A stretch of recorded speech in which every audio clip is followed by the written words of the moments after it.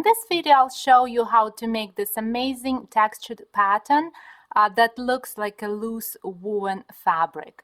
I would use Nitka merino wool and I would use a 4mm size needles. That's US size 6. I'm using double pointed needles just because they are shorter. You can use any set of 4mm needles that you have. Let's get started. Cast on a multiple of 6 stitches plus 5 extra stitches. I'll be making a little swatch with the 2 multiples. So I have 2 times 6 plus 5, 17 stitches on my needle. Row 1. Purl 2 stitches, knit 1 stitch and repeat brackets to the last 2 stitches. So I bring the yarn to the front for purling because we start with the purl stitch. And I purl 1, purl another one, and then knit 1. Now we have to repeat this sequence of purl 2, knit 1 up until we come to the last 2 stitches of the row.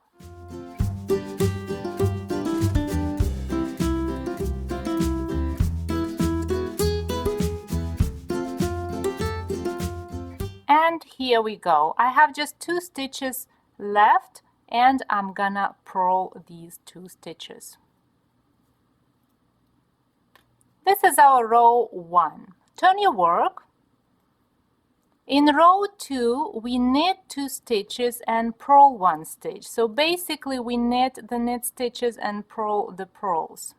And we do that again to the last 2 stitches of the row. So knit 2. If you see the bump, that's your purl, so you purl 1 and then you knit 2 again and purl 1 and do so till you come to the last 2 stitches of the row.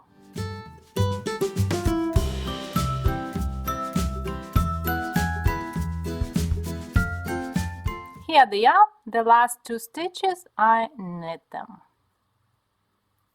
That was row 2. Easy, right? Turn your work. Now we come to a more interesting row with slipped stitches, those stitches that create the amazing texture of the pattern.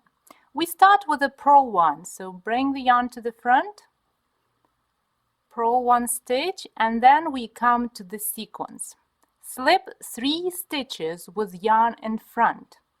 So I leave the yarn at the front of the work and slip 3 stitches. So I slip 1, then another one, and the third one. The yarn stays at the front of the work, creating this long strand of yarn. Now purl 1 stitch, then, oops, my tail got in the way. Purl 1 stitch, then knit 1 stitch, and purl 1 stitch again. And repeat this sequence again. Slip 3 stitches with yarn in front, so bring the yarn to the front of the work. Slip 1, 2, 3 stitches. Leave the strand just sitting there. Then purl the next stitch. Make sure you don't pull the yarn too tight and the stitches are not all jammed. Just let it lay there being quite loose. Then knit 1 stitch and purl 1 stitch. Now we have just 4 stitches left and we're gonna slip 3 stitches with yarn in front. 1, 2, 3 and purl the last stitch. That's what we've got. We've got 3 strands that appeared in the places where we slipped 3 stitches with yarn in front. And that was row 3. Turn your work. Row 4. Knit 1 stitch, then slip 3 stitches with yarn in back. So you leave the yarn at the back of the work and slip 1, 2, and 3 stitches. Then you knit 1 stitch, purl 1 stitch, knit 1 stitch again, and slip 3 stitches with yarn in back again. 1, 2, 3. And then we repeat knit 1, purl 1, knit 1, and slip the 3 stitches with yarn in back again. Now we have just 1 stitch left, and that's gonna be a knit. Here we go. You don't see much on this side, but if you look on the other side, you see that we have another set of strands that appeared in same places as the first set of strands that we created in previous row. And that was row 4. Turn your work. The next row would be easy. It would be purl 2, knit 1 again, and we repeat that sequence to last 2 stitches. So purl 2, knit 1, purl 2, knit 1, and keep doing that until you have just 2 stitches on your left needle.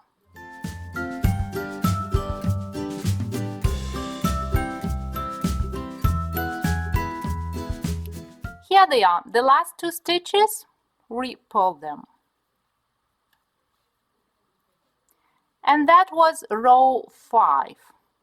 Turn your work. We are not done yet. In row 6, we work in that purl 2, knit 1 rib again, but because it's a wrong side row, we do the opposite. We knit 2 and purl 1.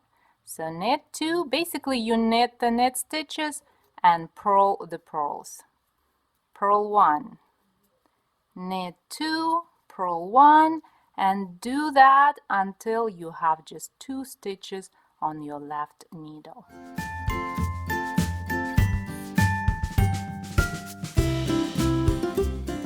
Here they are. We knit those 2 stitches. Turn your work. Row 7 would be also interesting, same as the row 3 and 4. And we'll create another set of strands, but this time they would be in a different place. So we start with the purl 1, and then we work in sequence. Purl 1, knit 1, purl 1 again, and slip 3 stitches with yarn at the front of the work. Slip 1, 2, 3, and keep the yarn at the front of the work, creating another strand. And we repeat the sequence: purl 1, knit 1, purl 1, and the 3 stitches slipped with the yarn in front of the work. Now we have just 4 stitches left. Purl 1, knit 1, and purl the last 2 stitches. Here we go. Turn your work. Now we're going to work the last row of the pattern repeat, and in this last row we're going to create another set of strands in the same spot as the strands created in row 7. So row 8. Knit 2 stitches, then purl 1 stitch, knit 1, and then work in sequence. Slip 3 stitches with yarn at the back of the work, so I don't bring it to the front, keep it at the back. 1, 2, 3 stitches slipped, then knit 1 stitch, purl 1 stitch, and knit 1 stitch again. And repeat that sequence again. Slip 3 stitches with yarn in back, 1, 2, 3, knit 1 stitch, purl 1 stitch, and knit 1 stitch. Now we have just 1 stitch on the left needle, and we knit it. This is the pattern repeat, 8 rows. So what does it look like? It looks like a loosely woven fabric, but we know that the look was created by a set of slip stitches, then knits and purls and so on. That would be our little secret. And we would continue making those 8 rows up until you finish your project, right? Or you finish the section of the project that you want to make in this stitch pattern. But for now, for this little swatch, let's make another 2 repeats to see the stitch pattern better, to see how textured it is, and then to see what kind of properties how it has and how it looks and how it behaves. But till then, let's repeat rows 1 to 8 and rows 1 to 8 again until we finish 3 pattern repeats. So row 1, purl 2, knit 1, and so on, up until we finish 3 pattern repeats.